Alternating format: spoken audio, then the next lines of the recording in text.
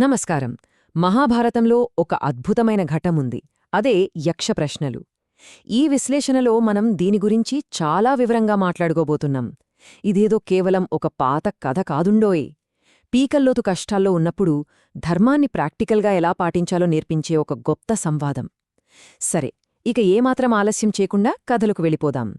మొదటగా మనం ఆ సీన్ ఒక్కసారి ఊహించుకుందాం. దట్టమైన అడవి, మధ్యలో ఒక ప్రశాంతమైన సరస్సు.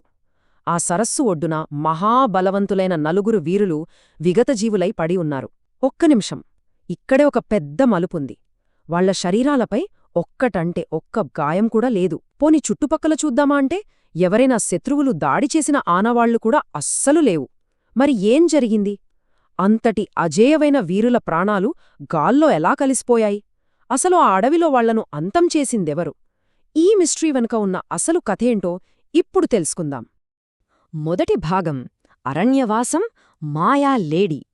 పాండవుల అరణ్యవాసం చివరి అంకంలో జరిగిన అత్యంత ఉత్కంఠభరితమైన ఘట్టమిది.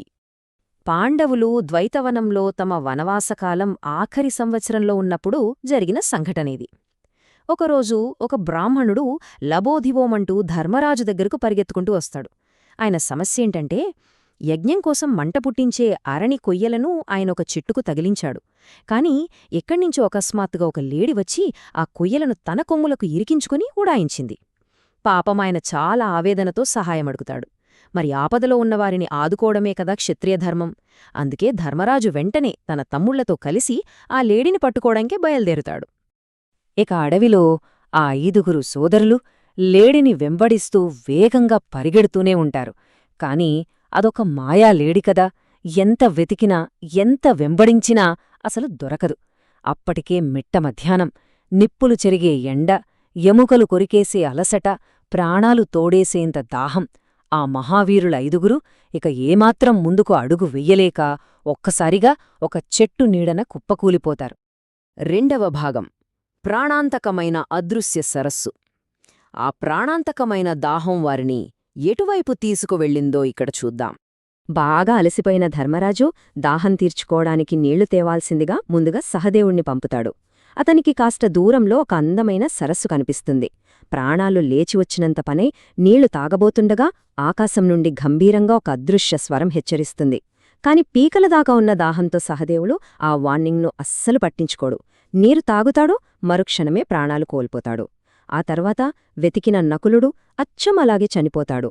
ఆపై వచ్చిన అర్జునుడు, చివరగా భీముడు, ఇలా వరుసగా 4 వీరులు దాహం తట్టుకోలేక ఆ అశరీరవాణి మాటలను బేఖాతరు చేస్తారు. ఆ నీరు తాగడం, అక్కడికక్కడే కుప్ప కూలిపోవడం అంతా క్షణాల్లో జరిగిపోతుంది. మూడవ భాగం ధర్మరాజు రాక, యక్షుని హెచ్చరిక. ఇక్కడ అత్యంత ఆసక్తికరమైన విషయం ఏమిటంటే, అసలైన కథలో అతి పెద్ద మలుపు ఇక్కడే కనిపిస్తుంది. తమ్ముళ్ళు ఎంతకీ తిరిగి రాకపోవటంతో కంగారుపడిన ధర్మరాజు స్వయంగా ఆ సరస్సు దగ్గరకు వస్తాడు. అక్కడ దృశ్యం చూడగానే ఆయన గుండె పగిలిపోతుంది. ఆ ప్రదేశమంతా నిశ్శబ్దంగా ఉంది. తన ప్రాణ సమానులైన 4 తమ్ముళ్ళు నిర్జీవంగా పడి ఉన్నారు. ఆయనకు మతిపోతుంది. అసలు వీళ్లని చంపగలిగే వీరుడు ఈ భూమ్మీద ఉన్నాడా? పోనీ యుద్ధం జరిగిందా అంటే శరీరాలపై ఒక్క చిన్న గీత కూడా లేదే. ఎవరైనా విషప్రయోగం చేశారా అని కుమిలిపోతూ ఆవేదనతో ఆ నీటివైపు అడుగులు వేస్తాడు. సరిగ్గా అదే సమయానికి ఆకాశం నుంచి మళ్లీ అదే గంభీరమైన స్వరం. కాకపోతే ఈసారి ఆ స్వరంతో పాటు చెట్టుమీద ఒక భయంకరమైన యక్షుడి రూపం ప్రత్యక్షమవుతోంది. ఆ యక్షుడు ఎంతో కఠినంగా ఇలా హెచ్చరిస్తాడు. యుధిష్ఠిరా, నీ తమ్ముళ్ళు నా మాట వినక నా ప్రశ్నలకు బదిలివ్వకుండా నీరు తాగి ప్రాణాలు కోల్పోయారు. నువ్వు కూడా వాళ్ళలాగే మూర్ఖంగా ప్రవర్తించకు. ముందు నా ప్రశ్నలకు జవాబులు చెప్పు, ఆ తర్వాతే నీ దాహం తీర్చుకో. ఒక పక్క తన కళ్లముందే తమ్ముళ్ల మృతదేహాలు, మరోపక్క భయంకరమైన వాతావరణం, ఇంకో పక్క ప్రాణం పోయేంత దాహం. అయినా సరే ధర్మరాజు ఏమాత్రం సహనం కోల్పోలేదు.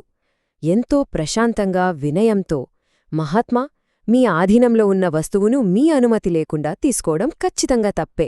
అడగండి, మీ ప్రశ్నలు అడగండి, నా బుద్ధికి తోచినంతగా సమాధానాలు చెబుతాను అని చాలా హుందాగా అంగీకరిస్తాడు.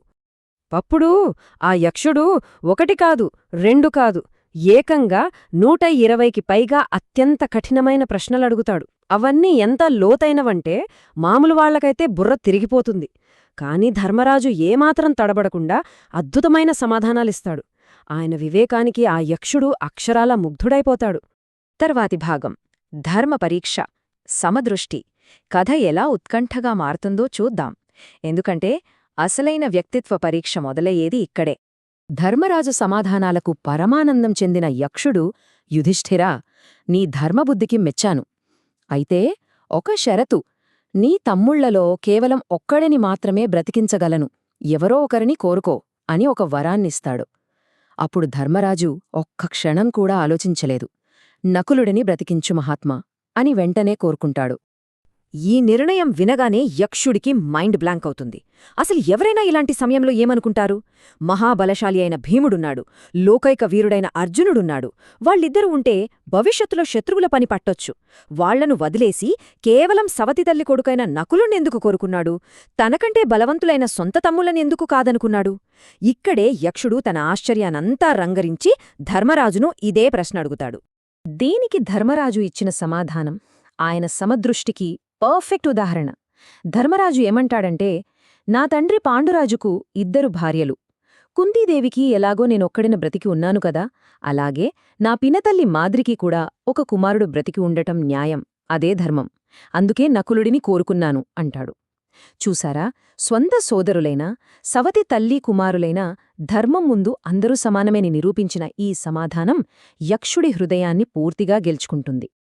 5వ భాగం యమధర్మరాజు వరం అసలు నీతి. ఇక్కడే మన కథ ముగింపుకు చేరుకుంటుంది. ఆ సమదృష్టి వల్లే అసలైన అద్భుతం జరిగింది. ధర్మరాజు నిష్పక్షపాత బుద్ధికి సంతోషించిన ఆ యక్షుడు వెంటనే తన నిజరూపాన్ని చూపిస్తాడు. ఆశ్చర్యకరం ఏంటంటే ఆ యక్షుడు మరెవరో కాదు, స్వయంగా న్యాయాధిపతి, ధర్మరాజు తండ్రి అయిన యమధర్మరాజు. ఆయనే స్వయంగా, కుమారా, నీ ధర్మబుద్ధిని ఈ ప్రపంచానికి చాటడానికే నేనిలా మాయా లేడిగా, ఆపై యక్షుడిగా వచ్చి నిన్ను పరీక్షించాను అని గర్వంగా చెప్తాడు. ధర్మరాజు గుణానికి సంతోషించిన యమధర్మరాజు కేవలం నకులుడినే కాదు, భీమ, అర్జున, నకుల, సహదేవులు నలుగురిని బ్రతికిస్తాడు. దానికి అదనంగా పాండవులకు రాబోయే అజ్ఞాతవాసంలో వారిని ఎవరో గుర్తుపట్టకుండా ఉండేలా ఒక గొప్ప వరాన్ని కూడా ఇచ్చి ఆశీర్వదిస్తాడు. ఇక్కడ గమనించాల్సిన విషయమేంటంటే, ఒకే ఒక్క సరైన నిర్ణయం వల్ల సోదరుల ప్రాణాలు తిరిగివచ్చాయి, వారి భవిష్యత్తు కూడా సురక్షితమైంది. ఇక ఇందులో అత్యంత కీలకమైన విషయం ఏమిటంటే, మనం ఎంతటి కష్టకాలంలో ఉన్నా సరే ధర్మాన్ని, ఓర్పును ఎప్పటికీ వదిలిపెట్టకూడదు. ఎందుకంటే విపత్కర పరిస్థితుల్లో మనం భావోద్వేగాలకు పడిపోకుండా ధర్మబద్ధంగా ఆలోచించి తీసుకునే నిర్ణయాలే అంతిమంగా మనల్ని, మన చుట్టూ ఉన్నవారిని ఒక రక్షణ కవచంలా కాపాడతాయనడానికి ఇదొక గొప్ప ఉదాహరణ. ఈ విశ్లేషణను ముగించే ముందు మనందరం ఒకసారి ఈ ప్రశ్న వేసుకుందాం. ఒకవైపు ప్రాణసంకటం, మరోవైపు మనసును లాగేసే భావోద్వేగాలు. ఇలాంటి పరిస్థితుల్లో ఒక మనిషి బుద్ధి భావోద్వేగాలకు లొంగిపోతుందా, లేదా ధర్మం వైపు స్థిరంగా నిలబడుతుందా? ఏదైనా సమదృష్టిని కలిగి ఉండటమనేది ఎప్పటికీ ఒక గొప్ప పాఠం. ఈ అద్భుతమైన సోర్స్ మెటీరియల్ విశ్లేషణ మనందరికీ సరికొత్త ఆలోచనలు పంచుతుందని నమ్ముతున్నాను. మళ్ళీ కలుద్దాం.